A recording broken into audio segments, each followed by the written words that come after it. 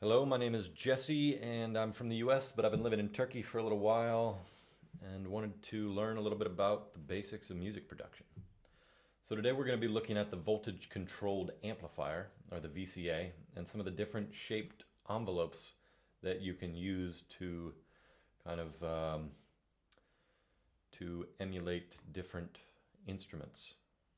So I'm going to pop up the mixer here and open up the synthesizer, and you can see here we've got the oscillator, the filter, amp and effect, and then the LFO, the filter envelope, and the amplitude envelope. This is the one we're going to be focusing on today. And this one you can either move the dots with the mouse, or you can use these four little boxes here: attack, decay, sustain, and release. So the first model is going to be the switch, and that looks like this in its basic form. And it means that the noise is going to come when you hit the key, and then it's going to go when you release the key. There's not going to be much other noise going on. And I do have an echo on, so you'll hear that as well. But this would be used for something such as an organ. I'm just going to play it real quick.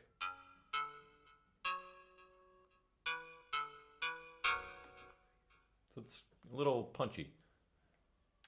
And next thing we're going to look at is the percussive model, and that is used for percussion often, like drums, that you hit it and then it goes away. There's not a long residual there. And that would look something like this, where you can see the decay is way up. So it goes down quickly, and then that's it. So I'm going to play that for you.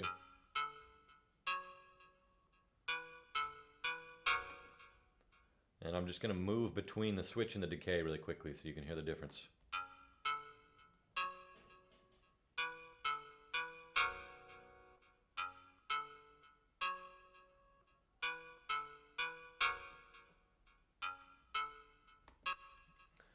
And now to take a little bit of the sharpness off of that initial point, you can bring out the attack a little bit here.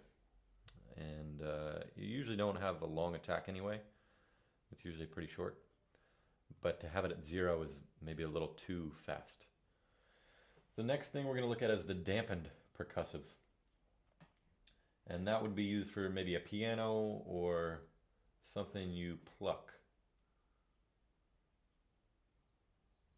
And so it would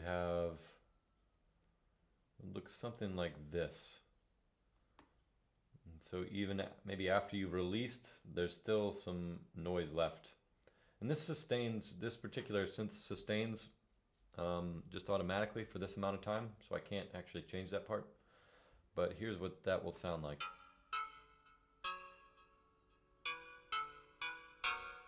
I'm just going to move between.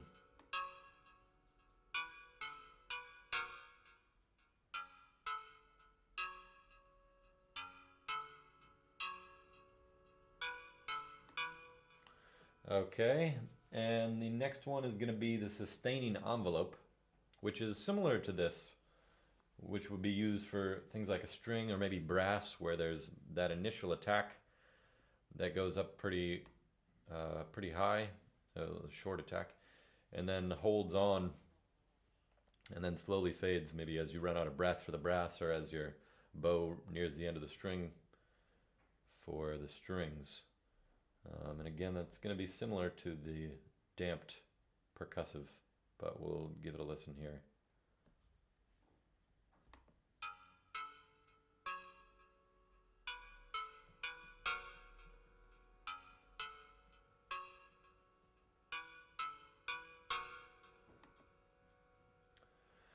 All right, and finally the quirk, which I'm not exactly sure when you would use it yet.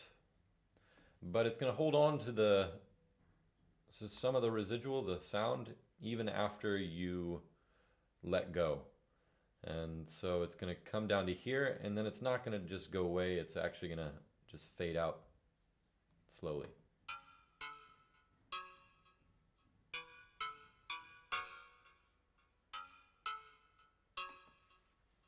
And so those are your basic amplitude envelope models.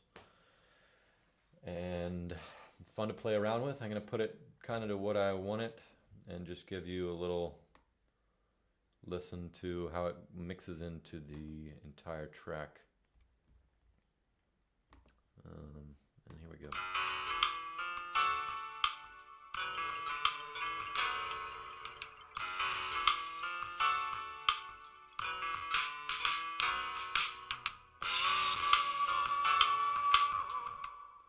All right, and that's that. Hopefully this was a good class and maybe I kept it under 5 minutes. All right, good luck with the rest.